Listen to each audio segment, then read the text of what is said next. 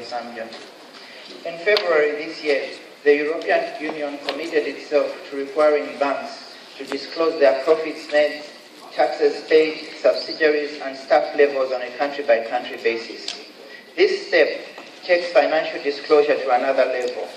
Eurodad argues, and I quote, "It is crucial as knowing how much tax a company pays to the government in each country, and it is good, but it does not reveal where the real activity takes place and hence where value is made." This is basic information required to determine whether a company is paying its fair share of taxes.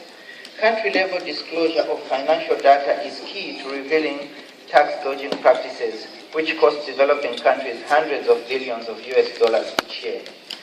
End of quote. In addition, the EU directive requires that data be published in the bank's annual reports. This is very important because that data will be audited. Now, with regard to our context, and that is the context of the adoption of the new law on access to information, we would like to highlight a threat to access to information and the importance of combating secrecy jurisdictions and tax havens. Some have suggested that we in Africa are cursed because of our resources. But the question is it a problem of the resources themselves, or is it that the resources and the benefits therefrom end up somewhere else? The Norwegian Secretary of State, Ingrid Faska, stated in 2011 that bank secrecy hides the proceeds of organized crime and corruption, and it makes tax evasion and trade malpracticing a lot easier. This is basically a system where money is flowing from poor countries to rich countries. End of quote. Madam Chair, she further suggests, and I quote as follows, "We must also look at a system of the global aspect. It is far too easy to hide money. That is money that can be used and spent on education and health services. It is easy to hide that money in bank accounts where tax authorities and police investigations have no access. We need to plug the leaks where illicit money is flowing from developing countries to developed countries. 2/3 of these flows are in the hands of multinational corporations claiming to have very little or no surplus at all from their investments in African countries from their mining, oil, and other profit-making ventures. But then you will be surprised. The surplus occurs on their annual accounts and annual reports.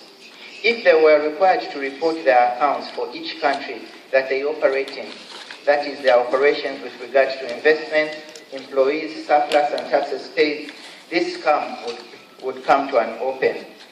Then we could see that they claim to make profits in tax havens like the Cayman Islands, Singapore, or Mauritius, where they have very little or no activity at all. The transparency and access to information provided, for example, on a country-by-country reporting level is very important and is very serious. The most important aspect of this is with regard to the companies that probably do not pay tax, but one advantage would be that the companies would be made to pay tax. Finally, Madam Chair, this would be very important because governments would have more money to spend to develop their countries, and that is to say, money to spend to fulfill their human rights obligations. Madam Chair, we consequently request the Special Rapporteur to engage the 5 states that have been classified as secrecy jurisdiction with a view of promoting bank transparency and combating secrecy that aids in the illicit flight of capital. These 5 countries are as follows: Mauritius, the Seychelles, Liberia, Botswana, and Ghana.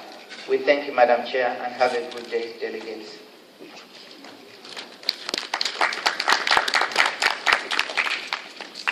Thank you for that statement. Media monitoring process.